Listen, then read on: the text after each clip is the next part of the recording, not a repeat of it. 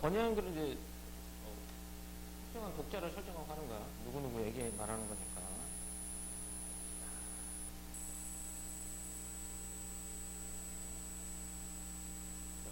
우리는 일상생활에서 어떤 문제를 해결하기 위해 특정한 개인이나 기관을 대상으로 공식적으로 문제 해결을 제안하거나 요구하는 글을 쓸 수 있어요.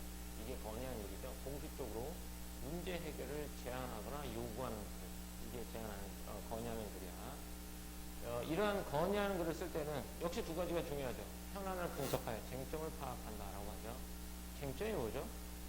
우리 흔히 쟁점을 파악하라라고 나와 있는데 쟁점이 뭘까요? 뭘까?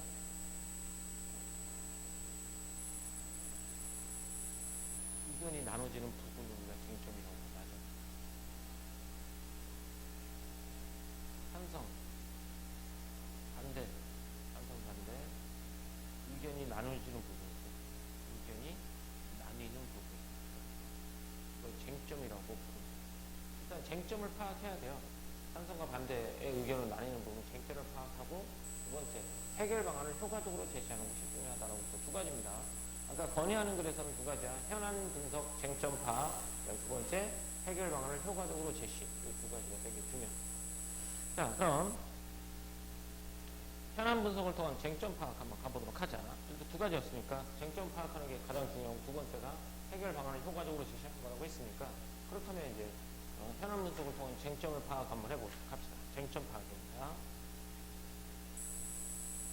가정이나 학교, 지역사회에 문제가 발생했을 때 그 해결 방안을 제시하거나 요구하는 것을 써서 문제를 해결할 수 있습니다. 여기 사례야, 사례. 요거 해결 방안, 즉 해결 방안을 제시하거나 요구하는 글을 써서 문제를 해결할 수 있다고 했잖아. 그렇게 해서 실제로 해결된 대표적인 사례가 나와. 살색으로 불리던 색이 한 시민의 건으로 연주항이 되었다가 다시 청소년들의 건으로 살구색이 된 일, 이게 나와 있죠. 이게 건의하는 글을 통해 문제를 해결한 대표적인 사례가 되는 거야. 자, 그러면 건의하는 글을 쓸 때 현안을 분석하여 쟁점을 파악하는 것이 중요하다고 했는데, 그러면 현안을 분석할 때는 세 가지죠. 문제의 심각성, 그 다음에 해결 방안의 실현 가능성, 해결 방안이 진짜 실현 가능한지, 그 다음에 세 번째, 해결 방안의 실행에 따른 기대 효과 등의 쟁점을 파악해야 된다는 거예요. 그러니까 여기에 따라서 쟁점이 있다는 얘기야. 어떤 사람은 문제를 심각하게 받아들일 수 있고 심각하게 받아들이지 않을 수 있겠고, 어떤 사람은 이게 실현 가능하다 또는 실현 불가능하다는 쟁점이 나눌 수 있겠고, 세 번째, 기대 효과가 있다 없다로 나눌 수 있는 부분이 있을 거잖아. 그래서 이런 쟁점을 파악해야 된다는 거. 쟁점을 파악하는 거, 어디에서 쟁점을 파악하냐면 문제의 심각성, 그 다음에 실현 가능성, 기대 효과, 여기서 쟁점을 파악해야 됩니다. 이를 바탕으로 건의하는 글의 주요 내용인 해결해야 할 문제가 무엇인지, 이를 해결하기 위한 어떤 내용을 건의해야 하는지 등의 내용을 구체적으로 마련할 수 있다는 거야. 그래서 일단 현안 분석을 통한 쟁점을 먼저 파악해야 됩니다. 그리고 두 번째가 해결 방안을 효과적으로 제시해야 된다라고 나와 있죠. 또한 건의하는 글은 일반적으로 독자가 정해져 있다고 했죠. 특정 독자에게 하는 거기 때문에 현안과 직접적 관련이 있는 독자가 누구인지 파악해야 돼요. 독자가 누구인지 파악해야 되고, 또 문제에 대한 독자의 인식 전도나 태도 등을 분석해야 된다는 거예요. 독자를 분석해야 됩니다. 독자를 분석할 때는 현안과 직접적으로 관련이 있는 독자가 누구인지 봐야 된다. 그러니까 만약에 봐라, 살색이라고 했는데 이걸 살구색으로 바꾸고 싶어. 그럼 이 살색을 바꿀 수 있는 직접적으로 관련 있는 사람이 누구야? 누구한테 이 글을 써야 되지? 라고 해야 되는 거야. 독자를 먼저 판단해야 되고요. 그리고 이제 문제에 대한 독자의 인식 정도나 태도 정도 역시 분석해야 된다는 거예요. 독자를 생각해서 현안 분석을 통한 쟁점의 파악, 이거였어요. 그럼 두 번째는 뭐가 나오겠니? 어떻게 하면 해결 방안을 효과적으로 제시할 수 있는지가 나와 있겠죠? 자, 건의하는 글은 일반적으로 3단 구성으로 이루어져 있습니다. 넘어갔다? 건의하는 글은 일반적으로 3단 구성으로 이루어져 있어요. 바로 처음, 중간, 끝의 구조를 가지고 있고, 처음 부분에서는 인사말을 하는 후에 건의자와 건의 목적을 밝히죠. 인사말 하고요. 건의하는 사람이 누군지, 내가 누군지, 그리고 건의의 목적을 밝히는 거죠. 그리고 중간에서는 문제와 해결 방안을 구체적으로 제시하는 거죠. 그로 인해 나타나는 문제점이 무엇인지, 그리고 해결 방안을 구체적으로 제시하고요. 끝 부분에서는 요약 정리하고 나서 마무리 인사는 끝납니다. 이렇게 정리가 되어 있어요. 처음, 중간, 끝. 처음 인사말, 건의자가 누군지, 건의 목적이 무엇인지, 중간 원인과 해결 방안을 제시해주고, 끝부분에서는 요약 정리한 후에 마무리 인사하면 된다. 이렇게 되는 거죠. 그래서 효과적으로 제시하기 위해서는 구성은 3단 구성. 여기서 가장 중요한 부분은 중간 부분인데, 건의하는 글의 목적을 효과적으로 달성하기 위해서는 중간 부분에서 제시하는 해결 방안을 효과적으로 표현해야 한다라고 했어요. 해결 방안을 효과적으로 표현해야 되는데 이를 위한 방법은 다음과 같다라고 했어요. 세 가지가 나옵니다. 첫째, 둘째, 세 가지 나오죠? 네 가지 나오죠? 네 가지. 자, 가자. 첫째, 건의하는 글은 기본적으로 자기의 제안이나 요구가 수용되기를 바라고 쓴 글이므로 해결 방안이 실현 가능한지 충분히 생각해 보내 제시해야 된다는 거야. 그래서 효과적인 표현 방법 첫 번째, 실현 가능한지 충분히 생각해 봐야 된다. 첫 번째, 실현 가능한지 충분히 생각해 봐야 된다. 둘째, 해결 방안이 실현 가능하더라도 도덕적 규범에 어긋나지 않는지 신중하게 검토해야 된다는 거야. 두 번째, 효과적으로 표현하는 방법 첫 번째, 실현 가능한지. 효과적으로 표현하는 방법 두 번째, 도덕적 규범에 어긋나지 않는지 신중하게 검토해야 된다는 거야.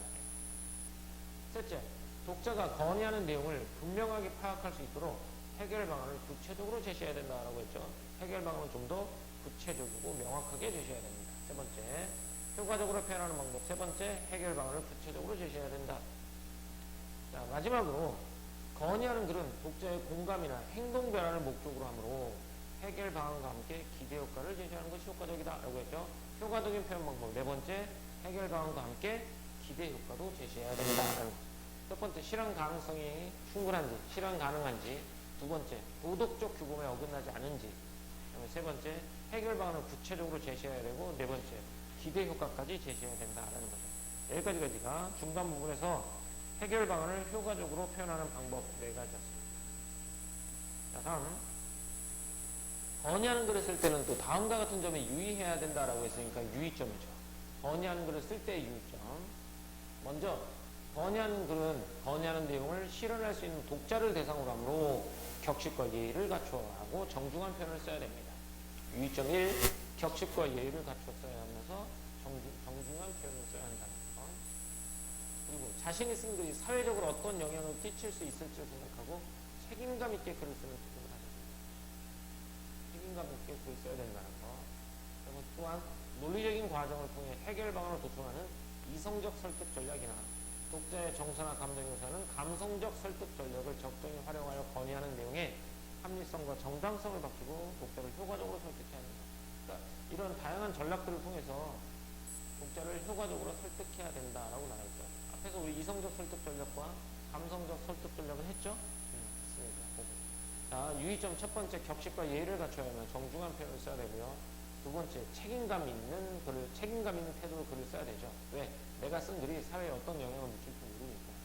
세 번째, 이성적, 감성적, 다양한 설득 전략을 통해서 합리성과 정당성을 밝히고 독자를 효과적으로 설득해야 된다라는 이게 유의점입니다.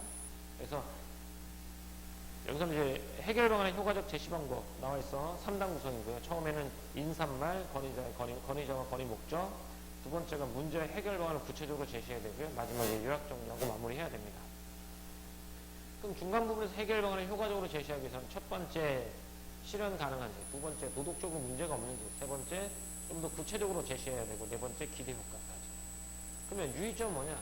어떤 이제 특정한 독자를 설정해서 하기 때문에 격식과 예의를 갖춰야 되고, 정중한 표현. 그리고 내 글이 사회에 어떤 영향을 미칠지 모르니까 책임감 있는 자세로 글을 써야 되고요. 또 합리성과 정당성을 밝히고 독자를 효과적으로 설득해야 되죠. 그때 효과적으로 설득하는 방법은 이성적 설득 전략이라든지 감성적 설득 전략이 있겠죠. 됐죠? 이렇게.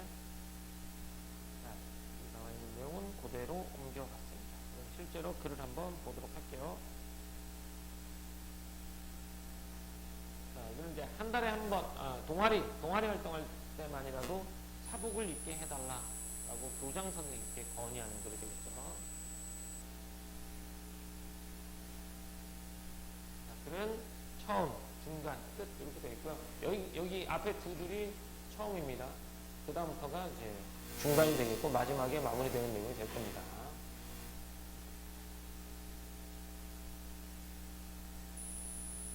교장 선생님 안녕하세요 라고 했어요. 격식을 갖춰서 표현했죠.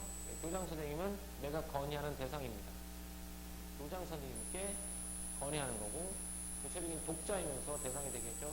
저희는 2학년 3반 학생들입니다 라고 해서 건의하는 주체가 나와 있어요. 건의하는 주체는 2학년 3반 학생들입니다. 자, 동아리 활동이 있을 때마다 직접 돌아보시며 격려해 주시고 학생들의 여러 가지 어려움을 해결해 주시는 등 늘 학생들을 위해 쓰시는 교장 선생님께 감사드립니다 라고 했죠. 인사말과 건의하는 사람에 대한 소개가 나와 있어요. 그러니까 이 사람은 평소에 우리의 어려움을 해결하기 위해서 애쓰시는 사람이라는 거야. 독자가 누군지 설정을 했고요. 독자의 평소의 태도라든지 이런 것도 여기 들어가 있죠. 저희 학교에서 교복을 입고 학교 생활을 하고 있습니다. 학생이 교복을 입고 생활하는 것은 당연한 일이지만 동아리 활동과 같은 외부 활동을 할 때는 불편한 점이 많습니다 라고 해서 문제점 제시했죠. 그러니까 교복을 늘 상시 착용하고 있는데 그러다 보니까 동아리 활동과 같은 외부 활동을 할 때 불편한 점이 있다. 자, 구체적인 사례를 제시했어요. 여학생들은 교복이 치마여서 움직임이 많은 활동을 할 때 불편해하고, 남학생들 역시 날씨가 더운 여름에는 교복을 입은 채로 오랫동안 야외 활동을 하기가 어렵습니다 라고 했죠. 그러니까 구체적인 사례를 통해서 동아리 활동과 같은 외부 활동할 때 불편한 점이 많다. 문제점을 제시했죠. 따라서 학생들이 보다 활동적이고 자유롭게 동아리 활동을 할 수 있도록 한 달에 한 번 동아리 활동을 하는 날에 사복을 입을 수 있도록 허가해 주셨으면 합니다 라고 했죠. 이게 해결 방안입니다. 이걸 건의하는 거예요. 뭘 건의한다고? 한 달에 한 번 동아리 활동하는 날에 사복을 입을 수 있도록 허가해 달라라는 얘기죠. 이게 건의 내용이죠. 왜? 어떤 문제가 있으니까 외부 활동할 때 불편하다. 그러니까 해결 방안을 제시했죠. 건의 내용입니다. 그러면 그 건의한 내용에 대한 근거가 좀 더 나옵니다. 근거가 나옵니다. 여기 아까 쟁점 파악하라고 했잖아. 쟁점도 나오고 하니까 한번 가보자.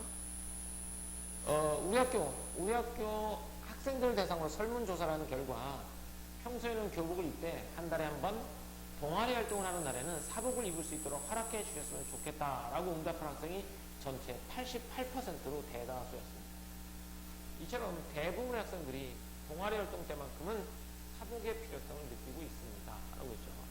그러니까 여기가 설문조사를 근거로 해서 문제점이 있다라는 거 알려주잖아. 근데 여기서 뭐라고 했냐면 여기 문제의 심각성이라고 선생님이 물음표를 해놨는데 문제의 심각성이라고 나와요. 이 니네 출판사에서. 근데 선생님이 봤을 때는 문제의 심각성까지는 아닌 것 같은데 아까 문제의 심각성, 그 다음에 실현 가능성, 기대 효과 여기에서 쟁점을 파악하라고 했잖아. 그래서 이건 이제 문제의 심각성이죠. 대부분 학생들이 동아리 활동 때만큼은 사복의 필요성을 느끼고 있습니다 라는 거죠. 설문조사를 근거로 해서 문제의 심각성을 알렸다는 겁니다. 건의 내용에 대한 근거 첫 번째 설문조사 근거, 또 문제의 심각성. 그 다음에 쟁점이 나와요. 쟁점. 찬성과 반대로 갈리는 부분이겠죠. 첫 번째, 일부에서는 사복이 경제적인 부담을 가져올 것이라고 말합니다. 이게 쟁점이죠. 그래서 어떤 사람은 사복이 경제적인 부담을 가져올 것이다. 어떤 사람은 아니다. 이렇게 말하는 갈리는 부분이니까 쟁점 1이겠죠. 자, 쟁점 1에 대한 어떤 글쓴이 의견입니다. 한 달에 한 번 동아리 활동을 하는 날에만 제한적으로 사복을 입는 것이므로 학생들이 새로 옷을 구매해야 하는 부담은 그리 크지 않을 것입니다. 나아가 지나치게 비싼 옷은 피하고 학생 신분에 맞는 옷을 입도록 하는 규정을 학생들이 스스로 정해서 지켜나가는 것도 하나의 대안이 될 것입니다 라고 했어요. 일단 쟁점 중에 하나가 사복이 경제적인 부담을 가져올 것이다 라고 말해요. 그랬더니 거기에 대한 글쓴이 의견은 뭐냐, 한 달에 한 번이고 한 달에 한 번 제한적으로 입는 것이니까 구매할 부담은 없고, 아니 두 번째, 지나치게 비싼 옷은 피하고 학생 신분에 맞는 옷을 입도록 규정을 학생 스스로 정하는 것도 대안이 된다 라는 거죠. 그래서 쟁점 1, 사복의 경제적 부담에 가져올 것, 이거에 대한 학생들의 의견, 글쓴이의 의견. 자, 두 번째 쟁점이 나오면 또한 사복을 허가하면 교회 활동을 할 때 선생님께서 학생들을 인솔하거나 지도하기가 어렵다는 의견도 있다라는 거야. 두 번째, 사복을 허가하면 학생들을 인솔하거나 지도하는데 어렵다. 이게 두 번째 쟁점이에요. 그럼 이 두 번째 쟁점에 대한 학생들의 의견, 글쓴이의 의견입니다. 첫 번째가 목에 걸 수 있는 학생증 등을 이용한다면 이러한 문제도 충분히 해결할 수 있을 것이다 라고 했어요. 인솔하거나 지도하기 어렵다고 하는데 목에 걸 수 있는 학생증 등을 이용한다면 이러한 문제도 충분히 해결할 수 있다라는 거죠. 그래서 두 가지 쟁점이 나와요. 경제적 부담, 그 다음에 인솔하거나 지도하기 어렵다. 이런 두 가지 쟁점에 대한 글쓴이 의견이 각각 나오고 있습니다. 쟁점 두 가지가 나왔습니다. 그럼 뭐가 나와야 되겠니 그러면? 구체적인 해결 방안 나왔죠. 그러면 이제 기대 효과를 밝혀주는 게 좋다라고 했잖아. 기대 효과가 나옵니다. 어떤 기대 효과가 있느냐. 평소에 저희는 교복을 입으며 우리 학교 학생으로서의 소속감과 자부심을 느끼고 학업에 매진하고 있습니다. 하지만 동아리 활동에 참여할 때는 다양한 신체 활동과 장시간 이동이 많아 학생들이 불편함을 느끼고 있습니다.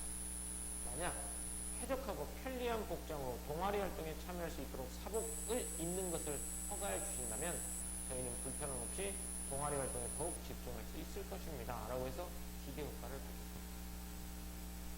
기대 효과를 밝혔죠. 불편함 없이 동아리 활동에 더욱 집중할 수 있을 것이다. 라고 하고 해결 방안에 따른 실행의 기대 효과가 나오죠. 마지막에 3구 및 마무리 인사가 나오겠죠. 부디 교장 선생님께서 학생들의 불편함을 헤아려 주시고 저희의 간곡한 건의를 들어주시기를 부탁드립니다.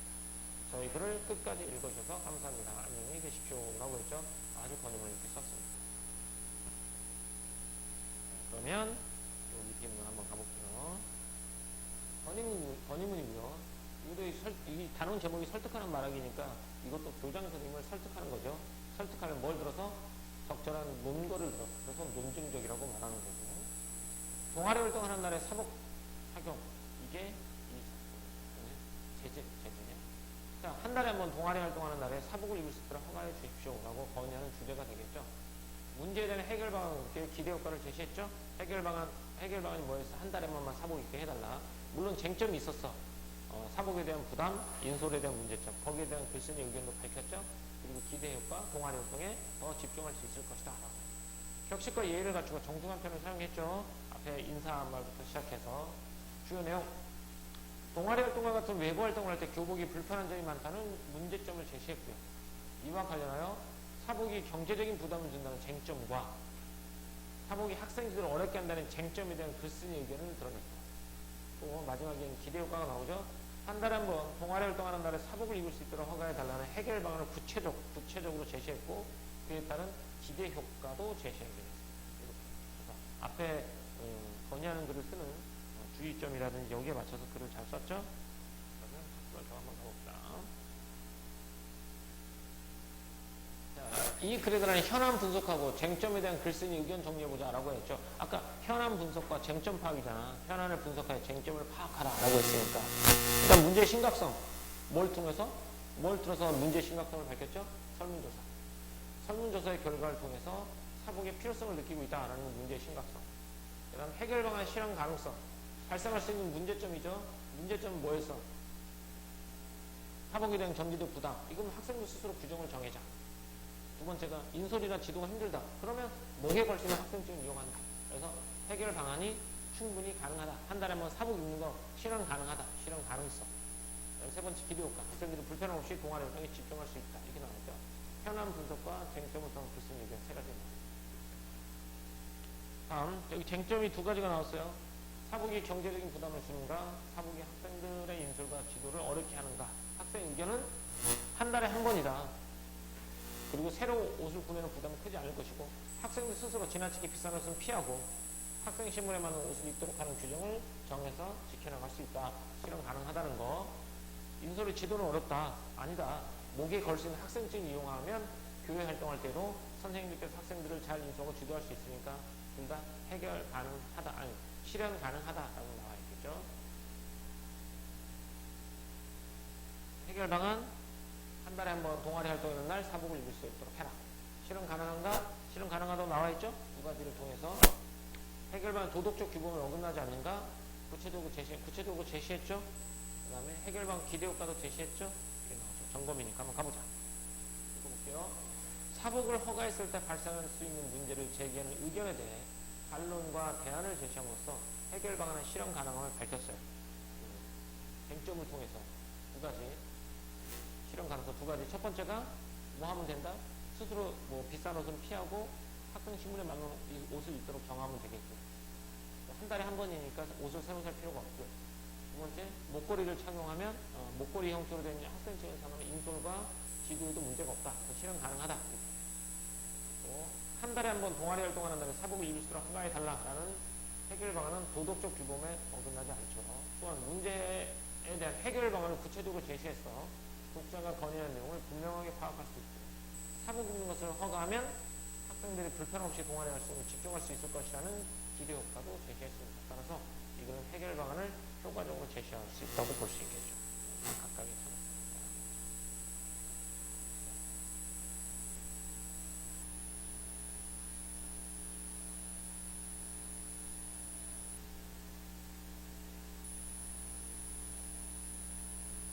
여기까지 했고요. 여기 뒤에 있는 거 한번 해볼까요? 자, 뒤에 있는 거 한번 해볼게요. 해봐요.